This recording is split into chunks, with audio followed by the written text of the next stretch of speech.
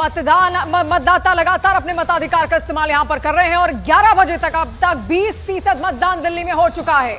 और दिल्ली के मालवीय नगर से बीजेपी कैंडिडेट सतीश उपाध्याय ने अपने परिवार के साथ मतदान किया, साथ ही चुनाव में भारी मतों से जीत का दावा भी कर दिया। सतीश उपाध्याय मेरे साथ जुड़ चुके हैं और वोट कर चुके हैं। सतीश जी, क्या लग रहा है और वोट आप करके आ चुके हैं। मैं सबसे पहले तो आपका स्याही का निशान, तो आप देख रहे हैं कि स्याही का निशान उम्मीदवार यहाँ दिखा रहे हैं, किस तरीके की उम्मीद? देखिए, जिस प्रकार का उत्साह पूरे मतदान केंद्रों पर दिख रहा है, ये पूरी तरह से साफ है कि भाजपा आ रही है, आपदा जा रही है और चारों तरफ दिल्ली में और खास करके मालवीय नगर में कमल ही कमल खिल रहा है। एक वोटर के नाते क्या मुद्दे रहेंगे? देखिए, मुद्दे तो साफ है कि दिल्ली 10 साल में बेहाल हुई है। आप जहाँ खड़े हैं या सामने ही देखिएगा किस तरह के हालात हैं। सड़कें टूटी हुई हैं, पानी पूरी तरह से लोगों को मिलता नहीं, स्वास्थ्य की सुविधाएं नहीं है, पॉल्यूशन होती नहीं, गंदगी के ढेर हैं। तो आम आदमी को क्या चाहिए? आम आदमी को यही सुविधाएं चाहिए।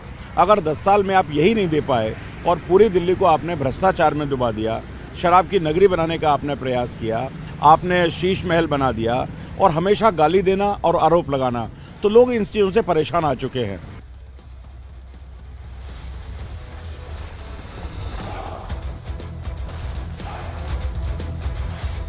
और कांग्रेस नेता पवन खेड़ा ने वोट भी यहां पर अपना किया है और साथ ही केजरीवाल और आम आदमी पार्टी को लोकतंत्र के लिए बड़ा खतरा भी बता दिया।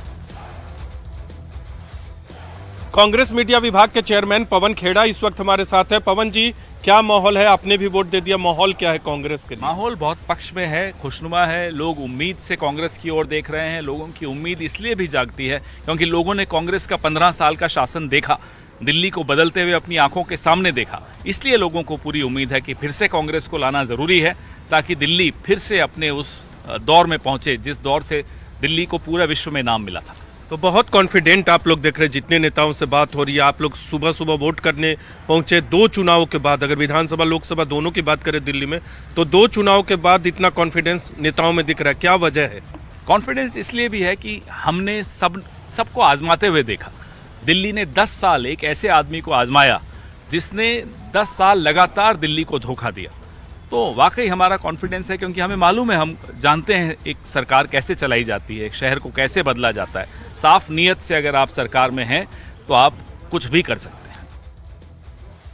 तो क्या बीजेपी, क्या आम आदमी पार्टी, क्या कांग्रेस, सब अपनी जीत के बड़े बड़े दावे कर रहे हैं, लेकिन 8 तारीख को जब नतीजे आएंगे तो साफ होगा कि दिल्ली की जनता ने किस पार्टी पर विश्वास जताया। दिल्ली की करावल नगर विधानसभा सीट से बीजेपी कैंडिडेट कपिल मिश्रा ने मतदान किया, साथ ही दिल्ली वासियों दिल्ली के विकास के लिए मतदान करने की उनसे अपील भी की। मतदाता सबसे ज्यादा आना चाहिए। देखिए, सबसे पहला सबका बेसिक मुद्दा है, लोगों को अच्छा पानी चाहिए, अच्छी सड़क चाहिए, निर्मल यमुना चाहिए, शुद्ध हवा चाहिए और उसी के लिए दिल्ली की जनता वोट कर रही है। एक जो कसक लोगों के मन में है कि हम राजधानी में रहते हैं लेकिन हमें राजधानी जैसा जीवन नहीं मिला, जैसा जीवन आजकल यूपी के, गुजरात के, मध्य प्रदेश के गाँवों में है, उससे भी कहीं थोड़ा निचला जीवन दिल्ली में, दिल्ली के अनधिकृत कॉलोनियों में लोगों को जिस दिशा में देश जा रहा है उसी दिशा में दिल्ली को ले जाने के लिए दिल्ली की जनता वोट कर रही है। आरोप प्रत्यारोप का दौर भी इस बार सबसे ज्यादा देखने को मिला, क्या कहेंगे इसको लेकर? देखिए, ये जो आरोपों की राजनीति थी, झूठ की राजनीति, बयानबाजी की राजनीति, बदतमीजी की राजनीति, इसका सूरज आज शाम होते होते डूब जाएगा।